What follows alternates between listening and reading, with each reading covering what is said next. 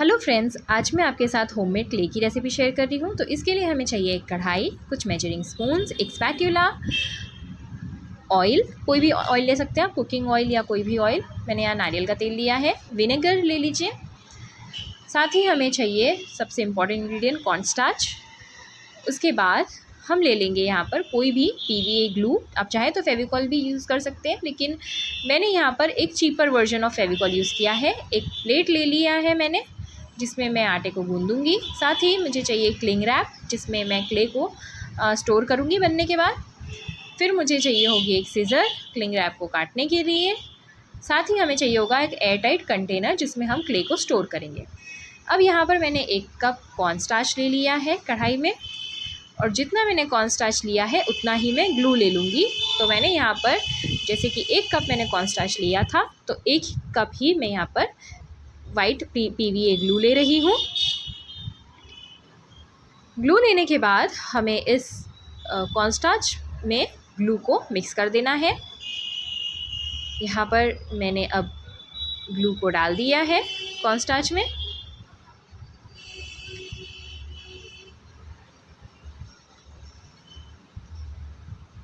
Glue डालने के बाद अब मैंने ले लिया है 2 टेबलस्पून कुकिंग ऑयल। यहाँ पर मैं 15 ml का 1 स्पून यूज़ कर रही हूँ।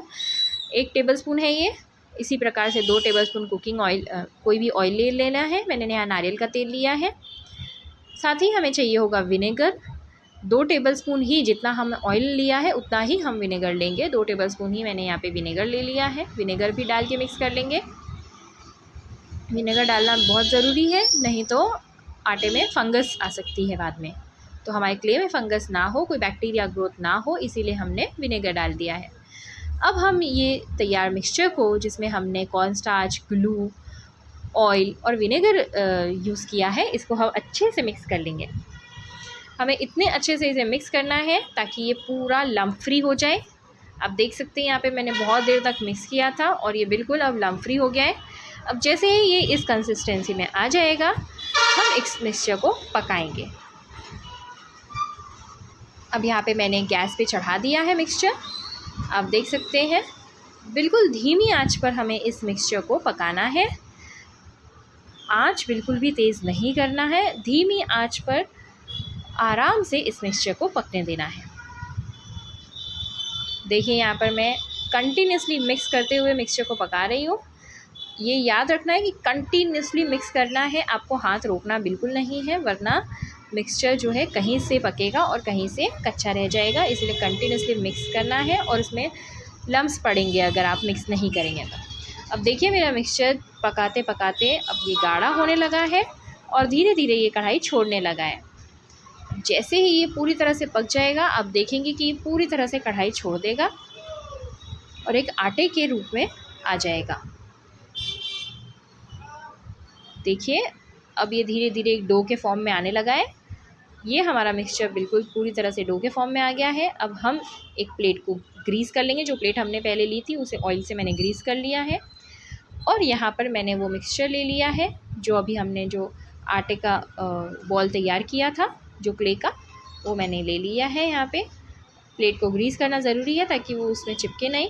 अब यहाँ पे मैं अच्छे से इस क्ले को गूँथ लूँगी। आप जितने अच्छे से गूँधेंगे उतना ही ज़्यादा स्मूथ आपका क्ले रहेगा, और गरम गरम में ही हमें इसे गूँधना है। यहाँ पे मेरे हाथ थोड़े जल रहे हैं, लेकिन फिर भी मुझे रुकना नहीं है, कंटिन्यूस गूँधना है आटे को गरम गरम में ही। ठंडा होने के बाद इसे गूँधने का कोई मतलब नहीं है, इसीलिए थोड़ा खींच खींच के अच्छे से इसे गूँधिए।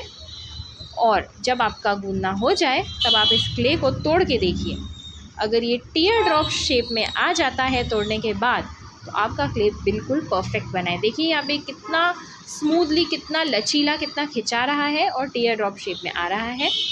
अब हमें इस गूँधे हुए आटे को बिल्कुल टक इन करके, जिस प्रकार से मैं कर रही हूँ, अंदर की तरफ टक करते हुए इसका एक डो तैयार कर लेना है। ये तैयार डो को अब हम इस पर थोड़ा ऑयल लगाएंगे ताकि ये हमारे क्लिंग रैप में चिपके नहीं।